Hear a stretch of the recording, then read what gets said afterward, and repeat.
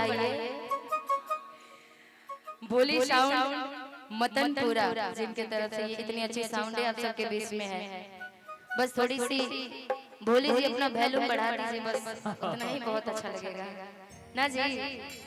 तो चलिए आप सबके बीच में उपस्थित हमारे पूरे जितने मंच पे म्यूजिशियन टीम है, अंजनी भैया का पूरा टीम, एक बार उनके लिए जोरदार तालियां बजा दीजिए आप लोग। आज साथ ही साथ मंच पे उपस्थित जितने भी हमारे गार्जियन गोल्डन साइज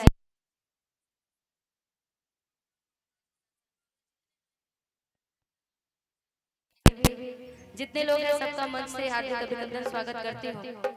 टाइम काफी नहीं हुआ है।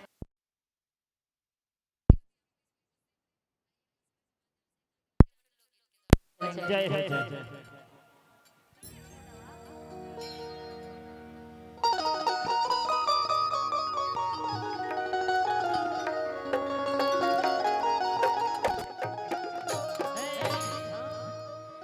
कि जुग जुगा जिया सुललना भवनवा के भाग जागल हो। कि जुग जुगा जिया सुललना भवनवा के भाग जागल हो। ए ललना लाल भइले कि कुलवा के दीपक मनवा में आस लागल है। आज इस दूबे परिवार में इतनी खुशी की माहौल है, चाहेंगे तो आदमी आप भी उठ जाइए। हां ये लोग उठा ले। हां आ जाओ। एक के रहने ललनो भर है। अच्छा भी डांस करते हैं क्या? आइए इधर। इनको पहले देखे हैं जी आप लोग कहीं? हाँ ये मंच ऐसा नहीं, ये ऊपर का दिख रहा है ना, हमको लग रहा है कि आप लोग को नहीं दिख रहा होगा ना, कि दिख रहा है? दिख रहा है? नहीं दिख रहा है? क्या करें? हाँ बहुत नहीं, लेकिन फिर भी क्या नाम है आपका? नन्हे नदान। नन्हे नदान। न से नदान। अच्छा यही नन्हे नदान जी है जी। एक चीज तो है गोल्डन जी, अवरीन जी, इस जिला का, अपने सिवान जिला का, जैसे कि आप सभी लोग जानते हैं मैं छपरा की रहने वाली हूँ, अपने इस सिवान जिला का और इस क्षेत्र का कुछ तो खासियत है। हर बार यहाँ जब भी कार्यक्रम होता है कोई ना कोई एक आगे बच्चा स्टार कलाकार बनता है ना जी। अगले बार मैंने इसी आसपास के गोल्डन साई जी के यहाँ कार्यक्रम हुआ था, मंच से अरमान को आगे बढ़ाए थे, आप सब लोग देखे होंगे। और आने वाले टाइम पर हमको लग रहा है कि क्या नन्हे नादान जी भी कहीं आगे बढ़ जाए ना जी। आपका आशीर्वाद निशा जी एहू नादान करवा मैदान में उतारिए दी। नहीं बस आप लोग का ही आशीर्वाद प्यार है कि मुझे किसी का मदद करना बहुत अच्छा लगता है। किनकी तरफ से? अरमान को आगे बढ़ा, उसी तरह मेरा एक छोटा भाई है। आप जहाँ भी प्रोग्राम कीजिए मेरा नंबर ले लीजिए, इस भाई को थोड़ा सा आप सपोर्ट कीजिए कर दीजिएगा तो मेरा भाई आगे थोड़ा बढ़ जाएगा। क्या बात क्या बात। जहाँ तक मुझे लगता है आपको बोलने की जरूरत नहीं पड़ेगी, मुझे भगवान इस धरती पे उतारे इसीलिए है। सच्ची बोले तो मुझे लोगों को मदद करना इतना ज्यादा अच्छा लगता है कि भले मैं आगे ना बढ़ूं लेकिन मेरी उम्र आप सभी को लग जाए। आप सब खूब तरक्की करिए, खूब आगे बढ़िए। आप सभी के लिए मैंने एक निशु रिकॉर्डिंग स्टूडियो भी खोला है। आप लोगों को जब भी गाने का मन करे, डांस करने का मन करे, एक्टिंग करने का मन करे, अब बेफिक्र आइए। गरखा थाना के पास में मेरा निशु रिकॉर्डिंग स्टूडियो है और खूब गाइए, खूब आगे बढ़िए। मेरी थोड़ी सी सपोर्ट से आप आगे बढ़ सकते हैं तो निशा उसके लिए तत्पर। एक बार जोरदार ताली नन्हे नादान जी के लिए बजा दीजिए। आइए एक सोहर आप सबके बीच में, उसके बाद से फिर लोकगीत के दौर में चलेंगे। ठीक कि जुग जुगा जिया सुललना भवनवा के भाग जागल हो। जुग जुगा जिया सुललना भवनवा के भाग जागल हो। ए ललना लाल भइले, ए ललना लाल भइले, कुलवा के दीपक मनवा में आस लगल है। ए ललना लाल भइले, कुलवा के दीपक मनवा में आस लगल हो।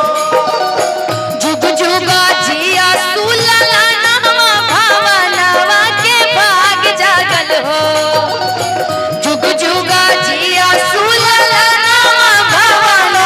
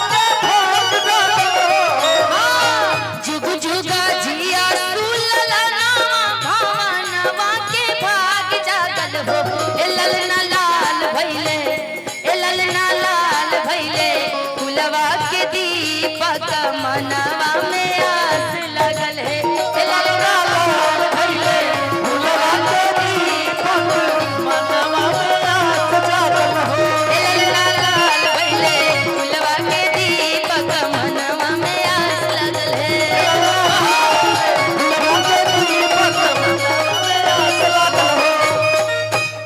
ए ललना लाल भइले कि गुलवा के दीपक अमनवा में आस लागल हो। आपकी शादी हो गई है? नहीं ना?